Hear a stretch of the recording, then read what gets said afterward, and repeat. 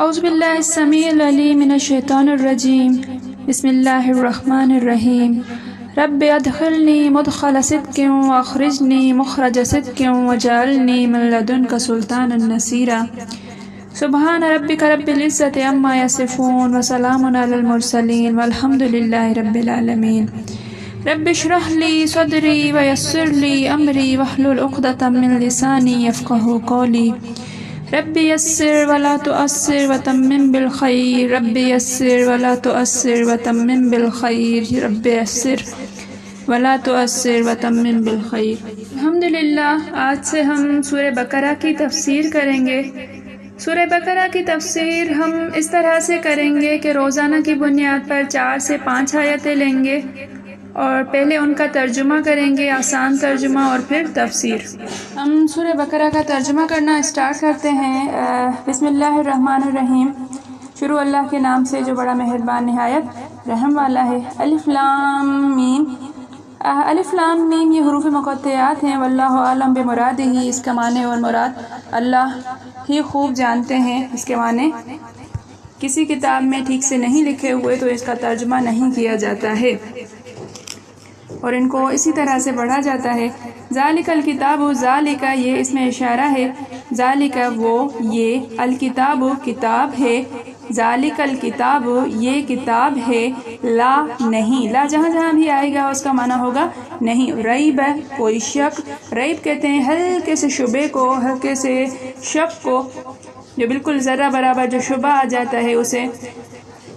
ذالک الکتاب لا ریب، یہ وہ کتاب ہے جس میں شک نہیں ہے، فی اس میں فی اور ہے، یہ بھی 2 کلمات ہیں، فی میں ہے، اس میں ہدن ہدایت، اس میں ہدایت ہے، للمتقین، لل اور متقین، ل کے لیے واسطے، متقین متقی پرہیزگار ڈرنے والے، للمتقین متقیوں کے واسطے، متقین کے لیے، ڈرنے والوں کے لیے، اللہ سے ڈرنے والوں کے لیے، پرہیزگاروں کے لیے۔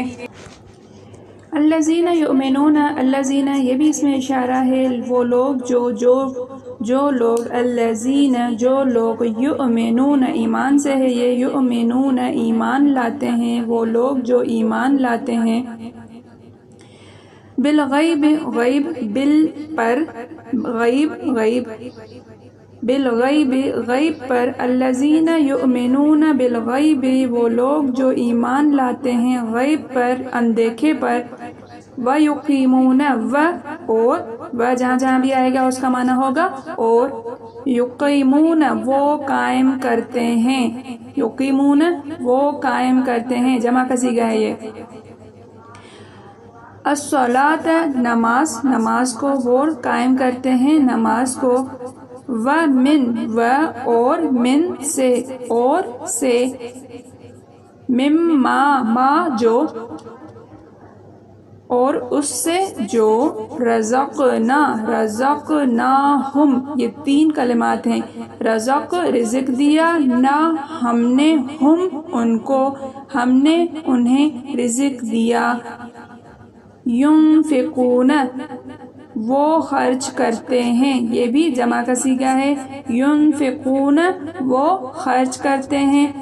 دوبارہ دیکھیں، الذین وہ لوگ جو، یؤمنون ایمان لاتے ہیں، بالغیب غیب پر، وہ لوگ جو غیب پر ایمان لاتے ہیں، وَيُقِيمُونَ الصَّلَاةَ اور قائم کرتے ہیں نماز کو، وَمِمَّا رَزَقْنَاهُمْ اور اس میں سے جو ہم نے انہیں رزق دیا، يُنفِقُونَ وہ خرچ کرتے ہیں، جو غیب پر ایمان لاتے ہیں اور آداب کے ساتھ، لحاظ کے ساتھ نماز پڑھتے ہیں، اور جو کچھ ہم نے ان کو عطا فرمایا ہے اس میں سے خرچ کرتے ہیں۔ والذین اور دیکھیں جہاں جہاں بھی آ رہا ہے اس کا معنی ہے اور، الذین جو لوگ، الذین کا معنی بھی یہی بن رہا ہے، دیکھیں دوبارہ وہی کلمات آ رہے ہیں، والذین اور جو لوگ، یؤمنون ایمان رکھتے ہیں، بے پر ما جو اس پر جو انزل نازل کیا گیا، مجہول کا صیغہ ہے یہ، انزل نازل کیا گیا، اور جو لوگ ایمان رکھتے ہیں اس پر جو نازل کیا گیا، الیک، یہ بھی دو کلمات ہیں، الا اور کا، الا طرف کا، آپ کی طرف، الیک آپ کی طرف، و ما و اور ما جو، اور جو انزل نازل کیا گیا۔ دیکھیں انزل وہی معنی جو ہے وہ الفاظ وہی دہرائے جا رہے ہیں۔ من قبل کا، من سے، من جہاں جہاں بھی آئے گا اس کا معنی ہوگا سے، قبل کا قبل، اور کا قبل پہلے، کا آپ سے پہلے، بالغیب و اور، و بالغیب و اور، بال سے پر، آخرت پر، ہم وہ، یوقنون یقین رکھتے ہیں۔ دوبارہ دیکھیں، والذین یؤمنون اور جو لوگ ایمان رکھتے ہیں، بما انزل الیک جو نازل کیا گیا آپ کی طرف، وما انزل اور جو نازل کیا گیا، من قبل کا آپ سے پہلے، وبالآخرۃ اور آخرت پر، ہم یوقنون وہ یقین رکھتے ہیں۔ دوبارہ سے پوری آیت کا ترجمہ دیکھیں، والذین یؤمنون بما انزل الیک، اور جو کتاب محمد صلی اللہ علیہ وسلم سے خطاب کیا جا رہا ہے، اور جو کتاب محمد آپ پر نازل ہوئی ہے، وما انزل من قبلک اور جو کتابیں آپ سے پہلے پیغمبروں پر نازل ہوئی ہیں، وبالآخرۃ ہم یوقنون اور سب پر ایمان لاتے ہیں اور آخرت کا یقین رکھتے ہیں۔ اولئک علی ھدی من ربہم، اولئک یہی لوگ، علی پر، علی جہاں جہاں بھی آئے گا اس کا معنی ہوگا اوپر، پر، ہدن ہدایت، یہی لوگ ہدایت پر ہیں، اولئک علی ھدی یہی لوگ ہدایت پر ہیں، من سے، من دیکھیں جہاں جہاں بھی من آ رہا ہے اس کا معنی ہے سے، ربہم رب، ہم اپنے رب سے، اپنے رب کی طرف سے، و اور اولئک یہی لوگ ہیں، دیکھیں اولئک اوپر بھی یہی لوگ، اولئک نیچے آیا ہے لفظ، اس کا معنی بھی یہی لوگ ہیں، ہم وہ، المفلحون فلاح سے یہ، المفلحون جو فلاح پانے والے ہیں، اولئک علی ھدی یہی لوگ ہدایت کے اوپر ہیں، من ربہم اپنے رب کی طرف سے، واولئک ھم المفلحون اور یہی لوگ ہیں ہدایت فلاح پانے والے۔ اب پوری آیت کا دیکھیں، اولئک علی ھدی من ربہم یہی لوگ اپنے رب کی طرف سے، اپنے پروردگار کی طرف سے ہدایت پر ہیں، واولئک اور یہی لوگ، ھم المفلحون نجات پانے والے ہیں، اور یہی نجات پانے والے ہیں، فلاح پانے والے ہیں، یہی لوگ اپنے پروردگار کی طرف سے ہدایت پر ہیں اور یہی لوگ نجات پانے والے ہیں۔ اب دوبارہ سے دیکھیں، بسم اللہ الرحمن الرحیم، شروع اللہ کے نام سے جو بڑا مہربان نہایت رحم کرنے والا ہے۔ الف لام میم، واللہ اعلم بمرادہ، ذالک الکتاب، ذالک وہ، یہ، الکتاب کتاب ہے، یہ کتاب ہے، لا ریب فیہ نہیں ہے کوئی شک اس میں، ھدی للمتقین ہدایت ہے متقیوں کے لیے، ڈرنے والوں کے لیے، یہ کتاب یعنی قرآن مجید، اس میں کوئی شک نہیں کہ یہ اللہ کی طرف سے ہے، ڈرنے والوں کی رہنما ہے۔ الذین وہ لوگ جو یؤمنون بالغیب ایمان رکھتے ہیں غیب پر، ویقیمون الصلاۃ اور قائم کرتے ہیں نماز کو، ومما رزقناہم اور اس سے جو ہم نے ان کو رزق دیا، ينفقون وہ خرچ کرتے ہیں۔ جو غیب پر ایمان لاتے ہیں اور نماز پڑھتے ہیں اور جو کچھ ہم نے ان کو عطا فرمایا ہے اس میں سے خرچ کرتے ہیں۔ والذین یؤمنون اور وہ لوگ جو ایمان رکھتے ہیں، اور الذین جو لوگ اور جو لوگ یؤمنون ایمان رکھتے ہیں بما انزل اس پر جو نازل کیا گیا الیکا آپ کی طرف تمہاری طرف یا نبی کریم صلی اللہ علیہ وسلم سے خطاب ہو رہا ہے، وما انزل اور جو نازل کیا گیا من قبل کا آپ سے پہلے، وبالآخرت اور آخرت پر ہم یوقنون وہ ایمان رکھتے ہیں۔ بامحاورہ ترجمہ دیکھیں، اور جو کتاب اے محمد صلی اللہ علیہ وسلم تم پر نازل ہوئی اور جو کتابیں تم سے پہلے پیغمبروں پر نازل ہوئیں سب پر ایمان لاتے ہیں اور آخرت کا یقین رکھتے ہیں۔ اولئک علی ھدی، اولئک یہی لوگ ہدایت پر ہیں، یہی لوگ ہدایت یافتہ ہیں، من ربہم اپنے رب کی طرف سے، وَأُولَٰئِکَ هُمُ الْمُفْلِحُونَ اور یہی لوگ ہیں فلاح پانے والے، نجات پانے والے۔ اب ترجمے کے بعد ہم تفسیر و تشریح کریں گے۔ اس سے پہلے کہ ہم تفسیر جو ہے وہ آیتوں کی شروع کریں، تھوڑے سے سورہ بقرہ کے فضائل، سورہ بقرہ کے فضائل تو اتنے ہیں کہ کتابوں کی کتابیں لکھی جائیں تو کم ہیں، ہم کچھ فضائل یہاں پر ذکر کر دیتے ہیں برکت کے واسطے کہ سورہ بقرہ کے بارے میں رسول اللہ صلی اللہ علیہ وسلم نے فرمایا کہ سورہ بقرہ قرآن کی کوہان ہے اور اس کی بلندی کا یہ عالم ہے کہ اس کی ایک ایک آیت کے ساتھ 80 فرشتے نازل ہوتے تھے، اور بالخصوص آیت الکرسی تو خاص عرش تلے نازل ہوئی ہے اور اس صورت میں شامل کی گئی۔ ایک اور حدیث میں ہے کہ اپنے گھروں کو قبریں نہ بناؤ، جس گھر میں سورہ بقرہ پڑھی جائے وہاں شیطان داخل نہیں ہو سکتا۔ ایک اور حدیث میں ہے کہ جس گھر میں سورہ بقرہ پڑھی جائے وہاں سے شیطان بھاگ جاتا ہے۔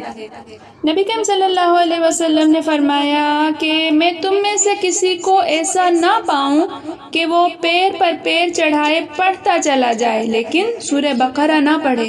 سنو، جس گھر میں یہ مبارک سورت پڑھی جاتی ہے وہاں سے شیطان بھاگ کھڑا ہوتا ہے۔ سب گھروں میں بدترین اور ذلیل تر گھر وہ ہے جس میں کتاب اللہ کی تلاوت نہ کی جائے۔ استغفر اللہ۔ حضرت ابن مسعود سے روایت ہے کہ جس گھر میں سورہ بقرہ پڑھی جائے اس گھر سے شیطان غوز مارتا ہوا بھاگ جاتا ہے۔ ہر چیز کی اونچائی ہوتی ہے اور قرآن کی اونچائی سورہ بقرہ ہے۔ ہر چیز کا ماحصل ہوتا ہے اور قرآن کا ماحصل مفصل صورتیں ہیں۔ حضرت عبداللہ بن مسعود کا فرمان ہے کہ جو شخص سورہ بقرہ کی پہلی 4 آیتیں اور آیت الکرسی اور 2 آیتیں اس کے بعد کی اور 3 آیتیں سب سے آخر کی، یہ سب 10 آیتیں رات کے وقت پڑھ لے، اس کے گھر میں شیطان اس رات نہیں جا سکتا اور اسے اور اس کے گھر والوں کو اس دن شیطان یا کوئی اور بری چیز ستا نہیں سکتی۔ یہ آیتیں مجنون پر پڑھی جائیں تو اس کا دیوانہ پن بھی دور ہو جاتا ہے۔ حضور صلی اللہ علیہ وسلم فرماتے ہیں جس طرح ہر چیز کی بلندی ہوتی ہے قرآن کی بلندی سورہ بقرہ ہے۔ جو شخص رات کے وقت اسے اپنے گھر میں پڑھے 3 راتوں تک شیطان گھر میں نہیں جا سکتا، اور دن کو اگر گھر میں پڑھ لے تو 3 دن تک شیطان اس کے گھر میں قدم نہیں رکھ سکتا۔ صحیح بخاری شریف میں ہے کہ حضرت اسید بن حضیر رضی اللہ تعالیٰ عنہ نے ایک مرتبہ رات کو سورہ بقرہ کی تلاوت شروع کی۔ ان کا گھوڑا جو ان کے پاس ہی بندھا ہوا تھا اس نے اچھلنا، کودنا اور بدکنا شروع کیا۔ آپ نے قرأت چھوڑ دی، گھوڑا بھی سیدھا ہو گیا۔ آپ نے پھر پڑھنا شروع کیا، گھوڑے نے بھی پھر بدکنا شروع کیا۔ آپ نے پھر پڑھنا موقوف کیا، گھوڑا بھی ٹھیک ٹھاک ہو گیا۔ تیسری مرتبہ بھی یہی ہوا۔ چونکہ ان کے صاحبزادے یحییٰ گھوڑے کے پاس ہی لیٹے ہوئے تھے، اس لیے ڈر معلوم ہوا کہ کہیں بچے کو چوٹ نہ آ جائے۔ قرآن کا پڑھنا بند کر کے اسے اٹھا لیا، آسمان کی طرف دیکھا کہ جانور کے بدکنے کی کیا وجہ ہے۔ صبح حضور صلی اللہ علیہ وسلم کی خدمت میں آ کر واقعہ بیان کرنے لگے۔ آپ صلی اللہ علیہ وسلم سنتے جاتے اور فرماتے جاتے ہیں، اسید پڑھتے چلے جاؤ۔ حضرت اسید نے کہا حضور تیسری مرتبہ کے بعد تو یحییٰ کی وجہ سے میں نے پڑھنا بالکل بند کر دیا۔ اب جو نگاہ اٹھی تو دیکھتا ہوں کہ ایک نورانی چیز سایہ دار ابر کی طرح ہے اور اس میں چراغوں کی طرح کی روشنی ہے۔ بس میرے دیکھتے ہی دیکھتے وہ اوپر کو اٹھ گئی۔ آپ صلی اللہ علیہ وآلہ وسلم نے فرمایا جانتے ہو یہ کیا چیز تھی؟ یہ فرشتے جو تمہاری آواز کو سن کر قریب آ گئے تھے۔ اگر تم پڑھنا موقوف نہ کرتے تو وہ صبح تک یوں ہی رہتے اور ہر شخص انہیں دیکھ لیتا، کسی سے نہ چھپتے۔ اس کے قریب واقعہ حضرت ثابت بن قیس بن شماس رضی اللہ تعالی عنہ کا ہے کہ ایک مرتبہ لوگوں نے حضور صلی اللہ علیہ وسلم سے کہا کہ گزشتہ رات ہم نے دیکھا ساری رات حضرت ثابت کا گھر نور کا بقعہ بنا رہا اور چمکدار روشن چراغوں سے جگمگاتا رہا۔ حضور صلی اللہ علیہ وسلم نے فرمایا شاید انہوں نے رات کو سورہ بقرہ پڑھی ہوگی۔ جب ان سے پوچھا گیا تو انہوں نے کہا سچ ہے، رات کو میں سورہ بقرہ کی تلاوت میں مشغول تھا۔ اس کی اسناد تو بہت زیادہ ہیں۔ بعض مفسرین کہتے ہیں کہ اللہ تعالیٰ کا نام ہے، اللہ تعالیٰ کا بڑا نام ہے، اور ابن ابی حاتم میں ہے کہ الف لام میم، الف سے اللہ کا نام شروع ہوتا ہے اور لام سے اس کا نام لطیف شروع ہوتا ہے اور میم سے اس کا نام مجید شروع ہوتا ہے، اور الف سے مراد اعلیٰ یعنی نعمتیں ہیں اعلیٰ، اور لام سے مراد اللہ تعالیٰ کا لطف ہے اور میم سے مراد اللہ تعالیٰ کا مجد یعنی بزرگی ہے۔ الف سے مراد 1 سال، لام سے 30 سال اور میم سے 40 سال مراد ہیں۔ اللہ ان کی مراد جو ہے وہ خوب جانتا ہے۔ یہ ایک اور بھی قول ہے کہ یہ سورتوں کے نام بھی ہو سکتے ہیں، اللہ تعالیٰ کے نام بھی، سورتوں کے شروع کے الفاظ بھی ہیں۔ ہر لفظ میں، ہر حرف میں جو ہے وہ اللہ تعالیٰ کے ایک ایک نام کی طرف اشارہ ہے، ان کی صفتوں اور مدت وغیرہ کی طرف بھی اشارہ ہو سکتا ہے۔ بہت سارے اقوال ہیں لیکن صحیح ترین یہ ہے کہ اس کا صحیح معنی مفہوم اللہ اور اللہ کے رسول کے بیچ میں ایک راز ہے۔ اللہ اور اللہ کا رسول ہی خوب جانتے ہیں کہ یہ کس لیے یہ الفاظ، یہ کلمات، یہ حروف نازل کیے گئے ہیں اور ان کے معنی اور مراد کیا ہے، لیکن ان کے اندر بہت زیادہ برکتیں رکھی گئی ہیں اور ہمیں صرف پڑھنے کا حکم ہے تو ہم ان کی بحث میں نہیں جاتے ہیں۔ ذالک الکتاب، ذالک یہ معنی ہیں، حاذا کے معنی میں ہیں یہ دونوں لفظ ایک دوسرے کے قائم مقام ہیں، عربی زبان میں اکثر آتے رہتے ہیں۔ مطلب یہ ہے کہ ذالک اصل میں تو ہے دور کے اشارے کے لیے جس کے معنی ہیں وہ، لیکن کبھی نزدیک کے لیے بھی لاتے ہیں۔ اس وقت اس کے معنی ہوتے ہیں یہ، یہاں بھی اسی معنی میں ہے۔ کتاب سے مراد قرآن مجید ہے۔ کچھ لوگوں نے یہاں پہ کتاب سے مراد جو ہے وہ تورات، انجیل اور زبور کی طرف، تورات اور انجیل کی طرف بھی اشارہ کیا ہے، لیکن قرآن مجید ہی اس کا صحیح مطلب ہے۔ ریب کا لفظ عرب شاعروں کے شعروں میں تو تہمت کے معنی میں بھی آیا ہے اور حاجت کے معنی میں بھی آیا ہے، ویسے اس کا معنی شک کے ہے۔ اس جملے کے معنی یہ ہوئے کہ اس قرآن کو اللہ کی طرف سے نازل شدہ ہونے میں کچھ شک نہیں، جیسے سورہ سجدہ میں ہے الف لام میم تنزیل الکتاب لا ریب فیہ من رب العالمین، یعنی بے شک یہ قرآن کریم تمام جہانوں کے پالنے والے کی طرف سے ہے، یعنی اس میں شک نہ کرو۔ ہدی للمتقین، یہ ہدایت جو ہے وہ متقین کے ساتھ اس کو مخصوص کیا گیا ہے، یعنی یہ قرآن ایمانداروں کے لیے شفا اور رحمت ہے، اور ظالم لوگ تو اپنے خسارے میں ہی بڑھے جاتے ہیں۔ متقین وہ ہیں جو ایمان لا کر شرک سے دور رہ کر اللہ تعالیٰ کے احکام بجا لائیں۔ ایک روایت میں ہے کہ متقی وہ لوگ ہیں جو اللہ تعالیٰ کے عذابوں سے ڈر کر ہدایت کو نہیں چھوڑتے اور اس کی رحمت کی امید رکھ کر اس کی طرف سے جو نازل ہوا ہے اسے سچا جانتے ہیں۔ حضرت حسن بصری فرماتے ہیں متقی وہ ہے جو حرام سے بچے اور فرائض بجا لائے۔ رسول اللہ صلی اللہ علیہ وسلم فرماتے ہیں بندہ حقیقی متقی نہیں ہو سکتا جب تک کہ ان چیزوں کو نہ چھوڑ دے جن میں حرج نہیں، اس خوف سے کہ کہیں وہ حرج میں گرفتار نہ ہو جائے۔ حضرت معاذ رضی اللہ تعالیٰ عنہ فرماتے ہیں کہ جب کہ لوگ ایک میدان میں قیامت کے دن روک لیے جائیں گے، اس وقت ایک پکارنے والا پکارے گا کہ متقی کہاں ہیں؟ اس آواز پر وہ کھڑے ہوں گے اور اللہ تعالیٰ انہیں اپنے بازو میں لے گا اور بے حجاب انہیں اپنے دیدار سے مشرف فرمائے گا۔ ابو عفیف نے پوچھا حضرت متقی کون لوگ ہیں؟ آپ رضی اللہ تعالیٰ عنہ نے فرمایا جو لوگ شرک سے، بت پرستی سے بچیں اور اللہ کی خالص عبادت کریں وہ اسی عزت کے ساتھ جنت میں پہنچائے جائیں گے۔ اب ہدایت ہدن للمتقین، تو ہدایت کے معنی کبھی تو دل میں ایمان پیوست ہو جانے کے آتے ہیں۔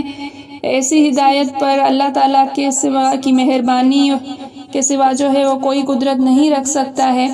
یعنی ایک قرآن مجید میں بھی ہے کہ اے نبی جسے تو چاہے ہدایت نہیں دے سکتا ہے، جسے اللہ گمراہ کرے اسے کوئی ہدایت پر نہیں لانے والا، جسے اللہ ہدایت دے وہی ہدایت والا ہے، اور جسے وہ گمراہ کرے تم ہرگز اس کا نہ کوئی ولی پاؤ گے نہ مرشد۔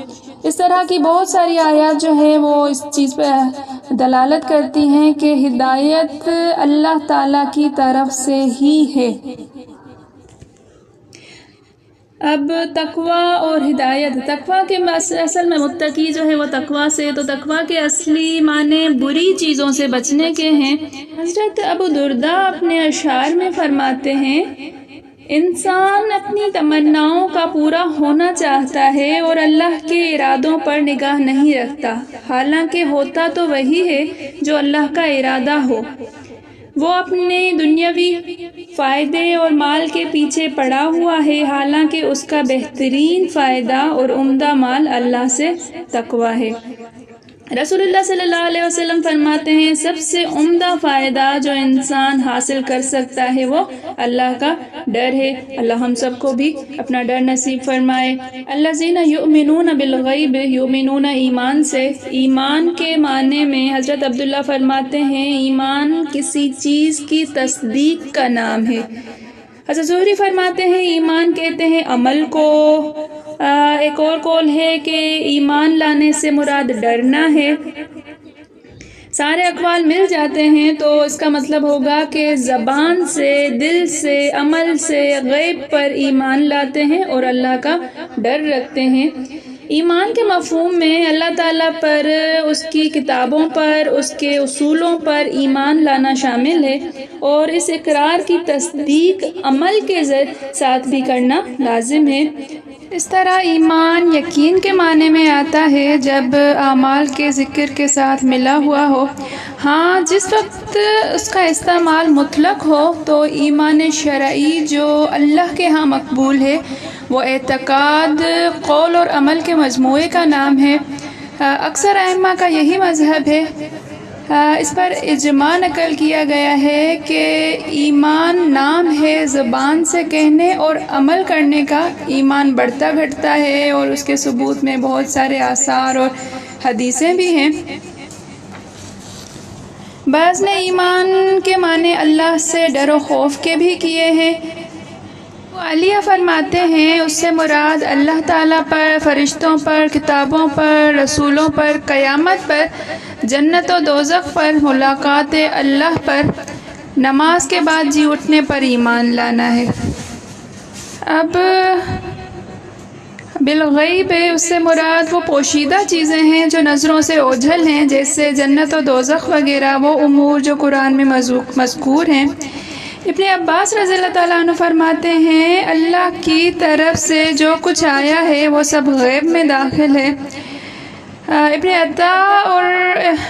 عطا فرماتے ہیں اللہ پر ایمان لانے والا غیب پر ایمان لانے والا ہے۔ ایک اور قول ہے، فرماتے ہیں اسلام کی تمام پوشیدہ چیزیں مراد ہیں، اس سے مراد اس سے تقدیر پر ایمان لانا بھی ہے اور ان سب پر ایمان لانا واجب ہے۔ غیب کی تفسیر ان سب پر مشتمل ہوتی ہے اور ان سب پر ایمان لانا واجب ہے۔ اب وَيُقِيمُونَ الصَّلَاةَ، قیام صلاۃ کیا ہے؟ تو ابن عباس فرماتے ہیں رضی اللہ تعالیٰ عنہ فرائض نماز بجا لانا، رکوع، سجدہ، تلاوت و خشوع اور توجہ کو قائم رکھنا، نماز کو قائم رکھنا ہے۔ ایک اور قول ہے کہ وقتوں کا خیال رکھنا، وضو اچھی طرح کرنا، رکوع سجدہ پوری طرح کرنا اقامت صلاۃ ہے۔ وقت کی نگہبانی کرنا، مکمل طہارت کرنا، رکوع اور سجدہ پورا کرنا، تلاوت اچھی طرح کرنا، اتحیات اور درود پڑھنا اقامت صلاۃ ہے۔ ابن عباس فرماتے ہیں کہ مما رزقناہم ينفقون، اب اس کے اندر کے زکوٰۃ کے معنی زکوٰۃ ادا کرنے کے ہیں کہ مما رزقناہم ينفقون، وہ خرچ کرتے ہیں اس میں سے جو ہم نے انہیں رزق عطا کیا، جو ہم نے انہیں عطا فرمایا۔ ابن عباس اور ابن مسعود رضی اللہ تعالیٰ عنہ اور بعض صحابہ کا قول ہے کہ اس سے مراد آدمی کا اپنے بال بچوں کو کھلانا پلانا مراد ہے۔ خرچ میں قربانی دینا جو قرب الہی حاصل کرنے کے لیے دی جاتی ہے، اپنی استعداد کے مطابق بھی شامل ہے، جو زکوٰۃ کے حکم سے پہلے کی آیت ہے۔ قتادہ فرماتے ہیں یہ مال تمہارے پاس اللہ کی امانت ہے، عنقریب تم سے جدا ہو جائے گا، اپنی زندگی میں اسے اللہ کی راہ میں لگا دو۔ زکوٰۃ میں اہل و عیال کا خرچ اور جن لوگوں کو دینا ضروری ہے ان سب کو دینا بھی شامل ہے، اس لیے کہ پروردگار نے ایک عام وصف بیان فرمایا اور عام تعریف کی ہے، لہذا ہر طرح کا خرچ شامل ہوگا۔ قرآن کریم میں اکثر جگہ نماز کا اور مال خرچ کرنے کا ذکر ملا جلا آتا ہے، اس لیے کہ نماز اللہ کا حق ہے اور اس کی عبادت ہے، جو اس کی توحید، اس کی ثنا، اس کی بزرگی، اس کی طرف جھکنے، اس پر توکل کرنے، اس سے دعا کرنے کا نام ہے۔ اور خرچ کرنا مخلوق کی طرف احسان کرنا ہے جس سے انہیں نفع پہنچے، اس کے زیادہ حقدار اہل و عیال اور غلام ہیں، پھر دور والے اجنبی لوگ، لہذا تمام واجب خرچ، اخراجات، فرض، زکوٰۃ، اس میں سب یہ داخل ہیں۔ رسول اللہ صلی اللہ علیہ وسلم نے فرمایا کہ اسلام کی بنیادیں 5 ہیں: اللہ تعالیٰ کی توحید، محمد صلی اللہ علیہ وسلم کی رسالت کی گواہی دینا، نماز قائم کرنا، زکوٰۃ دینا، رمضان کے روزے رکھنا اور بیت اللہ کا حج کرنا۔ آگے ہے کہ والذین یؤمنون بما انزل الیک، وہ ایمان رکھتے ہیں اس پر جو آپ کی طرف نازل کیا گیا ہے۔ اب مطلب یہ ہے کہ جو کچھ اللہ تعالیٰ کی طرف سے تم پر نازل ہوا اور تجھ سے پہلے کے انبیاء پر نازل ہوا، ان سب کی تصدیق کرتے ہیں۔ ایسا نہیں ہے کہ وہ کسی کو مانیں اور کسی سے انکار کریں، بلکہ اپنے رب کی سب باتوں کو مانتے ہیں اور آخرت پر بھی ایمان رکھتے ہیں، یعنی بحث و قیامت، جنت و دوزخ، حساب، میزان، سب کو مانتے ہیں۔ قیامت چونکہ دنیا کے فنا ہونے کے بعد آئے گی، اس لیے اسے آخرت کہتے ہیں۔ وَبِالْآخِرَةِ هُمْ يُوقِنُونَ۔ بس مفسرین نے کہا ہے کہ جن کی پہلے ایمان بالغیب وغیرہ کے ساتھ صفت بیان کی گئی تھی، انہی کی دوبارہ یہ وصفیں بیان ہیں۔ بخاری و مسلم میں ہے، رسول اللہ صلی اللہ علیہ وسلم فرماتے ہیں 3 شخصوں کو دوہرا اجر ملے گا: ایک اہل کتاب جو اپنے نبی پر ایمان لائیں اور مجھ پر بھی ایمان رکھیں، دوسرا وہ غلام جو اللہ تعالیٰ کا حق ادا کرے اور اپنے مالک کا بھی، تیسرا وہ شخص جو اپنی لونڈی کو اچھے ادب سکھائے پھر اسے آزاد کر کے اس سے نکاح کر لے۔ اب دیکھیے کہ غیب پر ایمان لانا، نماز قائم کرنا اور زکوٰۃ دینا اس وقت تک صحیح نہیں جب تک کہ رسول اللہ صلی اللہ علیہ وسلم پر اور اگلے انبیاء پر جو کتابیں اتری ہیں ان پر ایمان نہ ہو، اور ساتھ ہی آخرت کا یقین کامل نہ ہو۔ اب آگے ہے کہ اولئک علی ھدی من ربہم، یہی لوگ ہدایت پر ہیں اپنے رب کی طرف سے۔ ہدایت یافتہ لوگ کون ہوئیں؟ تو یعنی وہ لوگ جن کے اوصاف پہلے بیان ہوئے، مثلا غیب پر ایمان لانا، نماز قائم رکھنا، اللہ کے دیے ہوئے سے دینا، حضور صلی اللہ علیہ وسلم پر جو اترا اس پر ایمان لانا، آپ سے پہلے جو کتابیں اتری ان کو ماننا، دار آخرت پر یقین رکھنا کہ وہاں کام آنے کے لیے نیک اعمال کرنا، برائیوں اور بری چیزوں گناہوں سے بچنا، یہی لوگ ہدایت یافتہ ہیں جنہیں اللہ کی طرف سے نور ملا اور بیان و بصیرت حاصل ہوا، اور انہی لوگوں کے لیے دنیا اور آخرت میں فلاح اور نجات ہے۔ ایک مرتبہ رسول اللہ صلی اللہ علیہ وسلم سے سوال ہوا کہ حضور، قرآن پاک کی بعض آیتیں تو ہمیں ڈھارس دیتی ہیں اور امید قائم کرا دیتی ہیں، اور بعض آیتیں کمر توڑ دیتی ہیں اور قریب ہوتا ہے کہ ہم نا امید ہو جائیں۔ آپ صلی اللہ علیہ وسلم نے فرمایا، لو میں تمہیں جنتی اور جہنمی کی پہچان صاف صاف بتا دوں۔ پھر آپ صلی اللہ علیہ وسلم نے الف لام میم سے لے کر مفلحون تک پڑھ کر فرمایا، یہ تو جنتی ہیں۔ صحابہ نے خوش ہو کر فرمایا، الحمدللہ، ہمیں امید ہے کہ ہم انہی میں سے ہیں۔ پھر ان الذین کفروا، آگے جو ہم پڑھیں گے انشاءاللہ، سے عظیماً تک تلاوت کی اور فرمایا یہ جہنمی ہیں۔ انہوں نے کہا ہم ایسے نہیں ہیں۔ آپ نے فرمایا ہاں۔ الحمدللہ، آج سورہ بقرہ کی ہم نے 5 آیتوں کا ترجمہ اور تفسیر کی ہے۔ اللہ سے امید ہے، اللہ سے دعا ہے کہ آپ کو سمجھ آ رہا ہوگا۔ میرے سمجھانے میں، آپ کے سمجھنے میں، میرے پڑھانے میں، آپ کے پڑھنے میں کسی طرح کی کوئی بھول چوک ہو گئی ہو، کوئی خطا ہو گئی ہو تو میں اللہ کے حضور میں توبہ کرتی ہوں اور معافی کی خواستگار ہوں۔ اللہ تعالی ہم کو سمجھ کر پڑھنے کی، اس پر عمل کرنے کی توفیق عطا فرمائے۔ السلام علیکم ورحمۃ اللہ۔